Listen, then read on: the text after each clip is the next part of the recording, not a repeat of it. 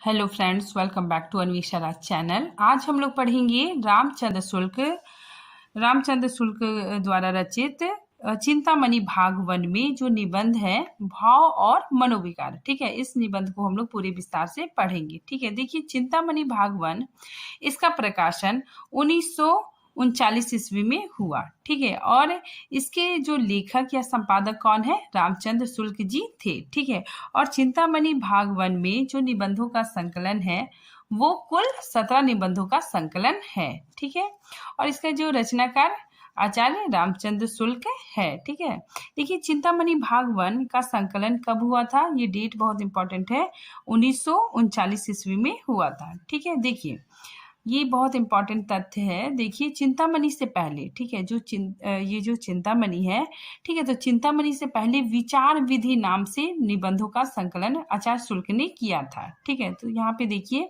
चिंतामणि से पहले विचार विधि नाम से शुक्ल जी ने कुल निबंधों का संग्रह सन 1930 ईस्वी में प्रकाशित हुआ था। ठीक है, मतलब चिंतामणि से पहले विचार विधि नाम से आचार्य शुक्ल ने निबंधों का संग्रह प्रकाशित किया था। ठीक है, 1930 में। ठीक है, यहाँ पे देखिए डायग्राम से आप लोग बहुत अच्छे से समझ सकते हैं। यहाँ पे देखिए चिंतामणि, ठीक है, इसका प्रकाशन 1939 ईस्वी में हुआ। ठीक है, और इसमें कुल 17 निबंध है। ठीक है, और इसका एक अन्य नाम विचार विधि भी है। ठीक है, इसका एक अन्य नाम विचार विधि भी है और ये 1930 में प्रकाशित हुआ था। ठीक है, इसमें जो 17 निबंध है उसमें 10 मनोविकार संबंधी निबंध है। ठीक है, और जो 7 निबंध है वो समीक्षा या आलोचनात्मक निबंध है। ठीक है, यहाँ पे देखिए आचार्य शुक्ल ने निबंध को 2 श्रेणियों में बांटा है। ठीक है, मनोविकार संबंधी निबंध और आलोचनात्मक निबंध। आगे देखिए आचार्य शुक्ल का निबंध संग्रह चिंतामणि 4 भागों में प्रकाशित हुआ। ठीक है, जो चिंतामणि है वो 4 भागों में प्रकाशित हुआ, लेकिन इसके जो संपादक है वो अलग अलग थे। ठीक है, सबसे पहले देखिए चिंतामणि भाग 1, इसमें कुल 17 निबंध है। ठीक है ना, अभी हम लोग देखिए तो चिंतामणि भाग 1 में 17 निबंध है और इनके संपादक रामचंद्र शुक्ल है। ठीक है, नेक्स्ट देखिए चिंतामणि भाग 2। ठीक है, ये इस निबंध में 3 निबंध है। ठीक है, और इसके संपादक विश्वनाथ प्रसाद थे। ठीक है, नेक्स्ट देखिए चिंतामणि भाग 3। ठीक है, इसमें 21 निबंधों का संग्रह है और इनके संपादक नामवर सिंह हैं। ठीक है, नेक्स्ट देखिए चिंतामणि 4। ठीक है, चिंतामणि 4 में 47 निबंधों का संकलन है और इनके संपादक कुसुम चतुर्वेदी और ओम प्रकाश सिंह है। ठीक है, इसका ईस्वी 2002 ईस्वी में ये प्रकाशित हुआ था। ठीक है, अब देखिए जो हमारे सिलेबस में है भाव और मनोविकार। ठीक है, तो ये हमारे सिलेबस में है, तो इसको हम लोग पूरे विस्तार से पढ़ेंगे। ठीक है, सबसे पहले हम इसके महत्वपूर्ण पंक्तियों को देखते हैं। ठीक है, तो देखिए ये जो पंक्ति है ये पहली पंक्ति है। ठीक है, ये देखिए पहली पंक्ति है। ठीक है, ये काफी इंपॉर्टेंट है। ठीक है, इसको याद रखिएगा आप लोग, कभी कभी पूछ लिया जाता है। ठीक है, कि ये पंक्ति कहाँ से है, तो भाव और मनोविकार से लिया गया है। ठीक है, देखिए ये पहली पंक्ति है। देखिए अनुभूति के द्वंद्व ही से प्राणी के जीवन का आरंभ होता है। ठीक है, उच्च प्राणी मनुष्य भी केवल एक जोड़ी अनुभूति लेकर इस संसार में आता है। ठीक है, यहाँ पे देखिए एक जोड़ी अनुभूति मतलब क्या होता है? सुख और दुख। ठीक है, तो यहाँ पे बताया जा रहा है कि जो इंसान होता है वो जब जन्म लेता है तो उस टाइम क्या होता है ना, जब उसके जीवन का आरंभ होता है तो वो सिर्फ एक जोड़ी अनुभूति लेके मतलब आता है। ठीक है, एक जोड़ी अनुभूति मतलब सुख और दुख को लेकर आता है। ठीक है, यानी जब इंसान का जन्म होता है तब उसके हृदय में 2 ही अनुभूति होती है। ठीक है, सुख और दुख है। ठीक है, यहाँ पे देखिए यहाँ पे देखिए उच्च प्राणी लिखा हुआ है। उच्च प्राणी मतलब या तो राजा का बेटा है, ठीक है, या फिर गरीब का बेटा है। ठीक है, दोनों ही मतलब इस संसार में आएंगे तो 2 ही अनुभूति लेके आएंगे, सुख और दुख। ठीक है, आगे नेक्स्ट पंक्ति देखिए, बच्चों के छोटे से हृदय में पहले सुख और दुख की सामान्य अनुभूति भरने के लिए जगह होती है। ठीक है, पेट का भरा या खाली रहना ही ऐसी अनुभूति के लिए पर्याप्त होता है। ठीक है, जीवन के आरंभ में इन्हीं दोनों को हंसना और रोना देखे जाते हैं। ठीक है, पर ये अनुभूति बिल्कुल सामान्य रूप में होती है। ठीक है, यहाँ पे बताया जा रहा है कि बच्चा देखिए जब जन्म लेता है, ठीक है, तो उसे मतलब सुख और दुख का सिर्फ अनुभव, सुख और दुख का सिर्फ अनुभूति होती है। ठीक है, क्योंकि देखिए जब बच्चे को भूख लगेगा तो वो क्या होता है, रोने लग जाता है। ठीक है, और जब उसका पेट भरा होता है तो वो हंसने लगता है। ठीक है, तो उसमें सुख और दुख दो अनुभूति बच्चा लेकर आता है। ठीक है, इस दुनिया में जब पैदा होता है तो उसके पास सुख और दुख दो अनुभूति ही होती है। ठीक है, जब उसे भूख लगती है, ठीक है, तो उसे पीड़ा होती है तो वो रोने लगता है। ठीक है, और जब उसका पेट भरा होता है तो वो हंस के हंसने लगता है। ठीक है, तो ये अनुभूति बिल्कुल सामान्य रूप से रहती है। आगे देखिए नेक्स्ट पंक्ति है, नाना विषयों के बोध का विधान होने पर ही उसमें संबंध रखने वाली इच्छा की अनेक रूपता के अनुसार अनुभूति के भिन्न भिन्न योग संगठित होते हैं जो भाव या मनोभाव कहलाते हैं। ठीक है, तो यहाँ पे देखिए, यहाँ पे बताया जाता है कि जब व्यक्ति का जन्म होता है, ठीक है, जब बच्चे का जन्म होता है तो उसमें क्या होता है, सुख और दुख दो अनुभूति होती है। ठीक है, लेकिन जैसे जैसे वो बड़ा होने लगता है, ठीक है, तो उसके अंदर अनुभूति के भिन्न भिन्न योग, ठीक है, मतलब अनेक प्रकार के भाव भी उत्पन्न संगठित होते हैं, मतलब अनेक प्रकार के भाव उत्पन्न होते हैं। यहाँ पे देखिए हम इसके भावार्थ को भी लिख दिए हैं। ठीक है, इसको हम लोग देखते हैं। देखिए इस पंक्ति का मतलब भाव क्या है कि व्यक्ति के हृदय में जो भाव उत्पन्न होते हैं वे विषय नाना विषयों पर ही होते हैं। ठीक है, अर्थात जैसी परिस्थिति में बालक रहता है वैसी परिस्थिति में उसके अंदर भाव का संचार होता है। ठीक है, परंतु जब यह भाव का संचार जब बच्चा बड़ा होता है तभी होने लगता है। ठीक है, अर्थात बचपन में जिस समय बच्चे का जन्म होता है उस समय बच्चे के दो ही भाव होते हैं। ठीक है, एक सुख के और दूसरा दुख का। ठीक है, परंतु आगे चलकर मतलब बड़े होने पर उसके हृदय में अनेक भावों का उजागर होता है, अनेक भाव उत्पन्न होते हैं। ठीक है, अब देखिए नेक्स्ट पंक्ति देखते हैं, ये काफी इंपॉर्टेंट है। देखिए, यदि शरीर में कहीं सुई चुभाने की पीड़ा हो तो केवल सामान्य दुख होगा। ठीक है, पर यदि साथ ही यह ज्ञात हो जाए कि सुई चुभाने वाला कोई व्यक्ति है तो उस दुख की भावना कई मानसिक और शारीरिक वृत्तियों के साथ संश्लिष्ट होकर उस मनोविकार की योजना करेगी जिसे क्रोध कहते हैं। ठीक है, तो इस पंक्ति में बताया जा रहा है कि अगर सुई अगर खुद से, ठीक है, मतलब यूं ही स्वयं से चुभ गया तो उतना दुख नहीं होता है। ठीक है, लेकिन अगर हमको पता चल जाएगा कि सुई चुभाने वाला कोई आदमी है, ठीक है, मतलब किसी ने मतलब जानबूझ के मुझको सुई चुभाया है, ठीक है, तो ऐसा मतलब अगर हमको पता चल जाएगा कि कोई दूसरे आदमी ने मुझे सुई चुभाया है तो मुझे दुख से ज्यादा क्या हो जाएगा, क्रोध, मुझे क्रोध आने लग जाएगा। ठीक है, तो देखिए इसका भावार्थ भी हम लोग देख लेते हैं। ठीक है, इसको मैंने डिटेल से लिखा है। ठीक है, अगर आप इसका पीडीएफ चाहते हैं तो मेरे टेलीग्राम चैनल पर आप लोग जुड़ सकते हैं। ठीक है, देखिए यहाँ पे इसका भावार्थ देखिए, सुई अगर स्वयं चुभ जाता है तो हमें दुख होता है। ठीक है, परंतु हमें पता चल जाता है कि सुई चुभा है। ठीक है, और इस सुई को चुभाने वाला दूसरा व्यक्ति है। ठीक है, मतलब हमें पता चल जाता है कि सुई को चुभाने वाला कोई दूसरा व्यक्ति है। उस व्यक्ति के प्रति हमारे हृदय में क्रोध उत्पन्न होगा। ठीक है, उस समय हमारे हृदय में दुख से ज्यादा क्रोध उत्पन्न होगा। ठीक है, हम उस व्यक्ति पर क्रोधित होंगे। इसी को बताने का प्रयास आचार्य शुल्क ने किया है।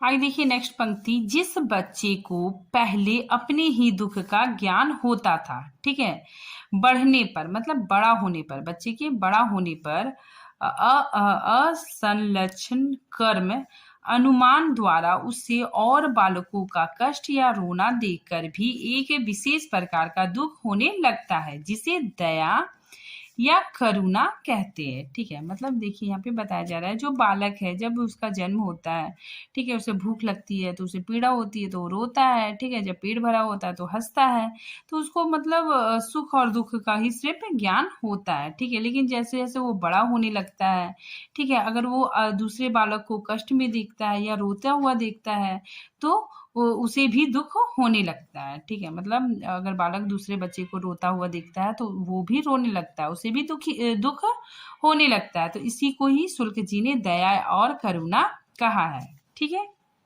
इसी प्रकार जिस पर अपना वश ना हो, ठीक है, ऐसे कारण से पहुंचने वाले भावी अनिष्ट के निश्चय से जो दुख होता है वह भय कहलाता है। ठीक है, तो यहाँ पे आचार्य शुल्क जी बोलते हैं कि उसी प्रकार मान लीजिए कोई भविष्य में होने वाला कोई अनिष्ट है, ठीक है, मतलब भविष्य में होने वाला कोई खतरा है, ठीक है, और उसके बारे में हम लोग जो सोचते हैं, दुखी होते हैं, तो वो भय कहलाता है। इसको हम लोग एक उदाहरण से समझ सकते हैं। जैसे देखिए कोई किसान है, वो फसल लगाया है, ठीक है, बहुत मेहनत से फसल लगाया है, ठीक है, तो उसको पता है मतलब कि अगर बारिश हुई, ओले बरसे तो फसल खराब हो जाएगा, ठीक है, मेरे पूरे मेहनत पे पानी फिर जाएगा। लेकिन क्या होता है ना कि जब वो मतलब रात में सोने जाता है तो वो देखता है कि बादल घिरे हुए हैं, बहुत बारिश मतलब होने की संभावना है, तो उसे क्या होता है कि बहुत दुख होने लग जाता है। ठीक है, उसे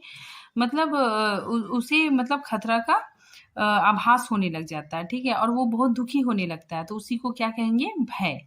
ठीक है, तो वही क्या होता है, जो हमारे मन में भाव उत्पन्न होता है वो भय कहलाता है। देखिए इसके भावार्थ को देखिए कि जिस समय बच्चा जन्म लेता है उस समय उसे अपने दुख सुख का ज्ञान होता है, परंतु जब वह बड़ा होने लगता है, ठीक है, मतलब होने लगता है, ठीक है, तब वह दूसरे बालक को कष्ट में देखता है, ठीक है, तो उसे कष्ट में देखकर उसे भी दुख होता है। ठीक है, मतलब दूसरे बालक को कष्ट में देखकर उसके हृदय में जो दुख होता है, ठीक है, उस दुख को करुणा या दया कहते हैं। ठीक है, इसी प्रकार जिस पर हमारा वश ना हो, ठीक है, भविष्य में आने वाला खतरा मंडरा रहा हो, ठीक है, हमारा कंट्रोल ना हो, यह भाव हमारे मन में उठता है। ठीक है, मतलब यह जो मतलब दुख का भाव हमारे मन में उठता है, ठीक है, उसी को भय कहते हैं। ठीक है, आने वाले खतरे के बारे में जो हम लोग सोचते हैं, ठीक है, हमें हृदय में जो भाव उठते हैं वही भय कहलाते हैं। आगे देखिए, बहुत छोटे बच्चे को, ठीक है, जिसे यह निश्चेतनात्मिकता बुद्धि नहीं होती, भय कुछ भी नहीं होता, ठीक है, यहाँ तक कि उसे मारने के लिए हाथ उठाएं तो भी वह विचलित ना होगा। ठीक है, क्योंकि वह निश्चय नहीं कर सकता कि इस हाथ उठाने का परिणाम दुख होगा। ठीक है, तो यहाँ पे बताया जा रहा है कि जो बच्चा होता है वो बहुत छोटा होता है, ठीक है, बहुत छोटा बच्चा होता है, ठीक है, उसे मतलब भय के बारे में कुछ भी नहीं पता है। ठीक है, भय क्या होता है उसे कुछ भी नहीं पता है, तो वो मतलब उसे भय के बारे में कुछ भी नहीं पता है, तो उसे डर नहीं लगेगा। ठीक है, तो देखिए इसको हम लोग एक एग्जाम्पल से भी समझ सकते हैं। मान लीजिए एक छोटा बच्चा है, ठीक है, देखिए हम लोग एक उदाहरण से समझ सकते हैं कि एक छोटा बच्चा है, ठीक है, मान लीजिए उसके पास छिपकली आती है, ठीक है, तो वो मतलब छिपकली से डरेगा नहीं। ठीक है, जो बड़े लोग होते हैं वो डर जाएंगे कि बाप रे छिपकली आ गया, भागो भागो। लेकिन जो छोटा बच्चा, बहुत छोटा बच्चा, वो उससे मतलब उससे डरेगा नहीं, ठीक है, और उसके मतलब छिपकली के पास वो जाने लगेगा। ठीक है, तो उसे मतलब भय ही नहीं पता है, मतलब उसको डर नहीं पता है कि छिपकली के काटने से, ठीक है, कुछ भी हो सकता है। ठीक है, तो वो बच्चा नहीं डरेगा। ठीक है, जैसे देखिए कोई सांप है, ठीक है, तो सांप अगर मतलब बच्चे के पास आ रहा है तो बच्चा, जो बहुत छोटा बच्चा है, उसको मतलब डर नहीं लगेगा। ठीक है, तो उसे लगेगा कि ये मतलब कुछ भी है, वो और उसको पकड़ने की कोशिश करेगा। ठीक है, तो इसमें यही बताया जा रहा है कि वो जो छोटे से बच्चे में, उसमें मतलब भय कुछ भी नहीं होता है। ठीक है, अगर कोई उसको मारने के लिए, ठीक है, यहाँ पे शुल्क जी बताते हैं कि यहाँ तक कि उसे मारने के लिए कोई हाथ उठाता है तो भी वह विचलित नहीं होता है। ठीक है, मतलब बहुत छोटा बच्चा है, कोई उसको मारने के लिए हाथ उठाता है तो उसको कुछ भी समझ में नहीं आता है। ठीक है, उसको समझ ही नहीं आता है, वो सोचता है कि ये हाथ हो सकता है गोदी लेने के लिए भी उठाया जा रहा हो। ठीक है, तो वो निश्चय नहीं कर पाता है। ठीक है, और उसे दुख नहीं होता है। नेक्स्ट देखिए, अच्छी लगने वाली वस्तु या व्यक्ति के प्रति जो सुखानुभूति होती है उसी तक प्रयासवान प्राणी नहीं रह सकता। ठीक है, बल्कि उसकी प्राप्ति, रक्षा या सहयोग की प्रेरणा करने वाले लोभ या प्रेम की वशीभूत होता है। ठीक है, तो देखिए यहाँ पे शुल्क जी समझाने का प्रयास कर रहे हैं। यदि कोई व्यक्ति है, ठीक है, अगर उसे कोई चीज पसंद आ जाती है, ठीक है, मतलब कोई चीज अच्छी लगती है, तो वो वहां तक तक सीमित नहीं रहेगा, ठीक है। वो उस चीज को पाने की इच्छा करेगा, ठीक है। प्रयत्नवान प्राणी क्या करेगा, मतलब सीमित नहीं रहेगा, ठीक है। वो उसे प्राप्त करना चाहेगा, उसकी रक्षा, ठीक है, और उसकी रक्षा भी करना चाहेगा, उसको पाना चाहेगा, ठीक है। तो इससे उसका लोभ और प्रेम का पता चलता है, ठीक है। देखिए इसके भावार्थ को हम लोग देखते हैं, ठीक है, तब आप लोग को अच्छी तरह से समझ में आएगा। यहाँ पे देखिए, यहाँ शुल्क जी यह समझाने का प्रयत्न किए हैं कि अगर व्यक्ति को कोई चीज अच्छी लगती है, ठीक है, तो ऐसा नहीं है कि वह वहीं तक सीमित हो जाता है, ठीक है। आगे भी आदमी सोचता है कि काश यह चीज मेरी हो जाए, ठीक है। उसके अंदर लोभ या प्रेम आ जाता है, ठीक है, और उसे पाने का उसकी रक्षा करने की प्रेरणा उसके अंदर आती है। आगे देखिए, विशुद्ध सुख की अनुभूति होने पर हम बहुत करेंगे, दांत निकाल कर हंसेंगे, कूदेंगे या सुख पहुंचाने वाली वस्तु से लगे रहेंगे। इसी प्रकार शुद्ध दुख में हम बहुत करेंगे, हाथ पैर पटकेंगे, रोएंगे या दुख पहुंचाने वाली वस्तु से हटेंगे। पर हम चाहे कितना ही उछल कूद करके हंसे, कितना ही हाथ पैर पटक कर रोए, ठीक है, इस पर हंसने या रोने को प्रयत्न नहीं कह सकते,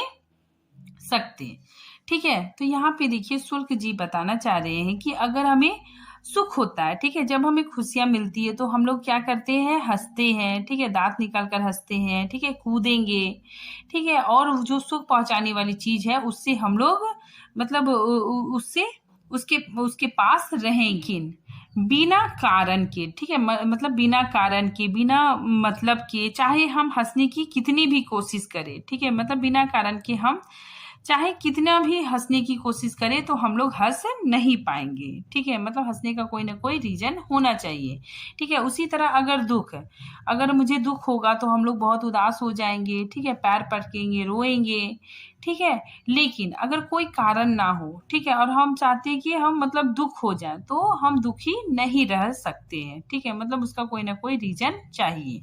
यहाँ पे देखिए, इसके भावार्थ को देखते हैं। शुल्क जी कहते हैं कि जब हमें सुख होता है, ठीक है, जब हमें सुख होता है, खुशियां मिलती है, तो हम हंसते हैं, कूदते हैं, और जिस वस्तु से हमें सुख मिलता है उसे गले लगाते हैं, ठीक है, उसे अपने पास रखना चाहते हैं। उसी प्रकार दुख भी होता है, ठीक है, उसी प्रकार दुख भी होता है, तो दुख से हम रोते हैं, ठीक है, अपने हाथ पैर पटकते हैं, ठीक है। यहाँ शुल्क जी कहना चाहते हैं कि बिना कारण, ठीक है, बिना कारण, बिना मतलब के चाहे हम हंसने की कोशिश करें, ठीक है, बिना किसी कारण के हम हंस नहीं पाएंगे, ठीक है, बिना कारण के हम कितना भी रोने का प्रयत्न करें, हम रो नहीं पाएंगे। आगे देखिए, क्रोधी चाहे किसी और झपटे या ना झपटे, उसका यह कहना ही कि मैं उसे पीस डालूंगा, ठीक है, क्रोध की अभिव्यंजना के लिए काफी है। इसी प्रकार लोभी चाहे लपके या ना लपके, उसका कहना है कि कहीं वह वस्तु हमें मिल जाती, ठीक है, उसके लोभ का पता देने के लिए बहुत है, ठीक है। तो यहाँ पे आचार्य शुल्क कहते हैं कि जो क्रोधी व्यक्ति है वो किसी पे झपटे या ना झपटे, ठीक है, वो अगर ये बोलेगा कि मैं उसे पीस डालूंगा, ठीक है, तो उसके इस बात से, उसके ये कथन से उसके क्रोध का पता चल जाता है, ठीक है। तो इसीलिए यहाँ पे लेखक आचार्य शुल्क जी बोलते हैं कि उसके ये कथन, मैं उसे पीस डालूंगा, ठीक है, इस कथन से क्रोध की अभिव्यंजना हो जाती है, ठीक है। इसी प्रकार जो लोभी व्यक्ति है, ठीक है, वो अगर लपके ना लपके, ठीक है, लेकिन अगर वो कहता है कि कहीं वह वस्तु हमें मिल जाए, ठीक है, किसी तरह वह वस्तु मुझे मिल जाए, तो इससे उसके लोभ का पता चल जाता है। आगे देखिए, ये कथन बहुत इंपॉर्टेंट है, ठीक है, ये आ चुका है, तो आप लोग ध्यान दीजिएगा कि समस्त मानव जीवन के प्रवर्तक भाव या मनोभाव ही होते हैं, ठीक है।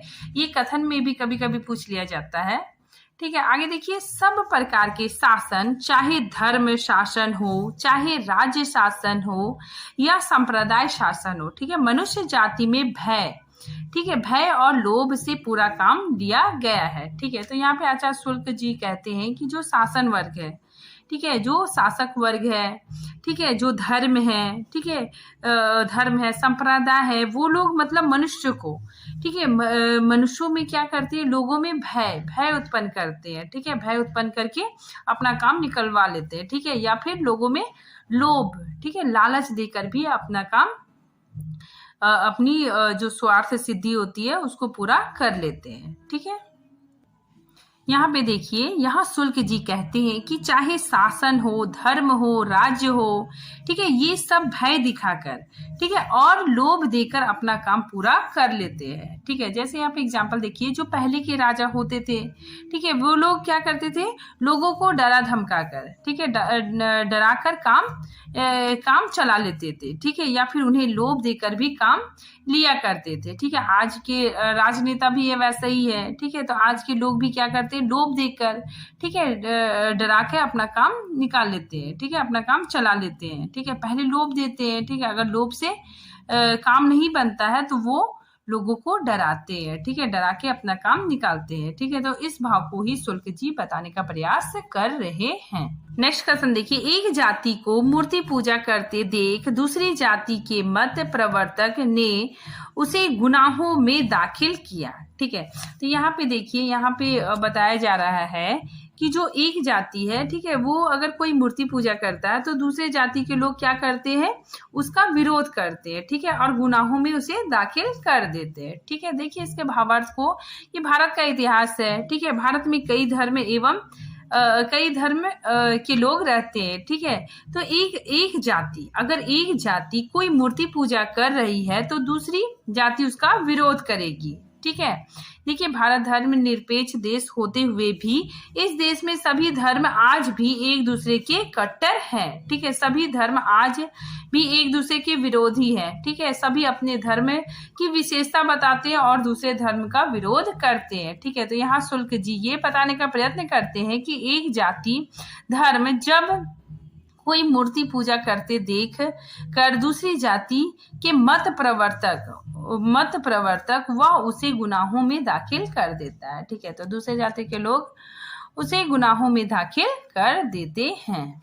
एक संप्रदाय को भस्म और रुद्राक्ष धारण करते देख दूसरे संप्रदाय के प्रचारक ने उसके दर्शन तक में पाप लगाया है, ठीक है। तो यहाँ पे बताया जा रहा है कि अगर एक संप्रदाय को भस्म या रुद्राक्ष, ठीक है, रुद्राक्ष जो माला होता है, ठीक है, भस्म जो जला हुआ होता है ना, उसका जो टीका लगाता है, ठीक है, तो रुद्राक्ष धारण करते देखता है तो दूसरे संप्रदाय, ठीक है, दूसरे संप्रदाय के जो प्रचारक है, ठीक है, तो जो प्रचारक होता है वह उसको पाप कहता है, ठीक है, उसे पाप दर्शन में ले जाता है, ठीक है। मतलब एक धर्म दूसरे धर्म के खिलाफ बोलता है।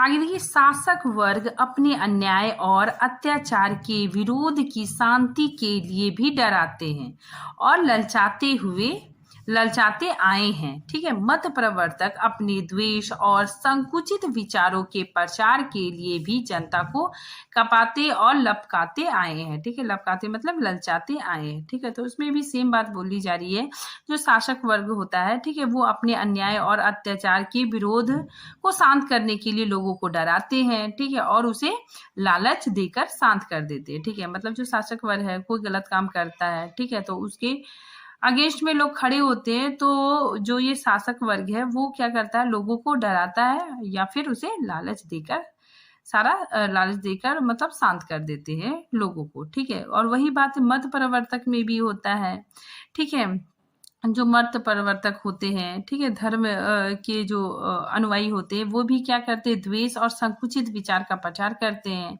ठीक है, और प्रचार करते समय वे जनता को मतलब डराते हैं और उसे लालच देते हैं, ठीक है। देखिए इसके भावार्थ को देखिए आप लोग कि शासन वर्ग में अपने अन्याय और अत्याचार के विरोध की शांति के लिए लोगों को डराते या फिर ललचाते आए हैं, ठीक है, दोनों से ही काम लिए हैं, ठीक है, या तो डराकर या फिर लोगों को लालच देकर, ठीक है। और जो मत प्रवर्तक है, ठीक है, वो भी द्वेष, ठीक है, ईर्ष्या, द्वेष और संकुचित विचार के प्रचार के लिए जनता को डराते और ललचाते आए हैं। यहाँ पे देखिए, जब मनुष्य के सुख और आनंद का मेल शेष प्रकृति के सुख सौंदर्य के साथ हो जाएगा, ठीक है, जब उसकी रक्षा का भाव तृणगुलम वृक्ष लता पशु पक्षी कीट पतंग सबकी रक्षा के भाव के साथ समन्वित हो जाएगा, तब उसके अवतार का उद्देश्य पूर्ण हो जाएगा, ठीक है, और वह जगत का सच्चा प्रतिनिधित्व हो जाएगा, ठीक है। तो यहाँ पे शुल्क जी कह रहे हैं कि जो मनुष्य है, ठीक है, अगर उसके हृदय में सभी प्राणियों के प्रति प्रेम रक्षा का भाव होगा, ठीक है, सभी जीव जंतु पक्षी सबके प्रति उसके हृदय में रक्षा का भाव उत्पन्न हो जाएगा, तो उसके जीवन का उद्देश्य पूरा हो जाएगा, ठीक है, और वह जगत का सच्चा प्रतिनिधित्व हो जाएगा, ठीक है। देखिए इसके भाव को हम लोग देखते हैं, भावार्थ को। इस पंक्ति में शुल्क जी कह रहे हैं कि जो मनुष्य इस संसार में आता है, अगर उसके हृदय में हर किसी प्राणी जीव जंतु के रक्षा का भाव संचार हो जाएगा, ठीक है, वह प्रकृति के साथ जीना प्रारंभ कर देगा, प्राणियों को नहीं मारेगा, किसी की हत्या नहीं करेगा, ठीक है, जब वह प्रकृति से मित्रता कर लेगा, ठीक है, सभी की रक्षा के भाव एक मनुष्य के हृदय में जागृत हो जाएगा, तब उसके अवतार, ठीक है, उसके जन्म का उद्देश्य पूरा हो जाएगा, ठीक है, और वह इस जगत का सच्चा प्रतिनिधित्व कहलाएगा, ठीक है। तो अगर वो मतलब प्रकृति और प्रकृति के प्राणियों के प्रति उसके हृदय में प्रेम होगा, तो उसके जीवन का उद्देश्य पूर्ण हो जाएगा, ठीक है। अब देखिए कुछ पंक्ति है, ये काफी इंपॉर्टेंट है, ठीक है, इसको आप लोग देख लीजिएगा।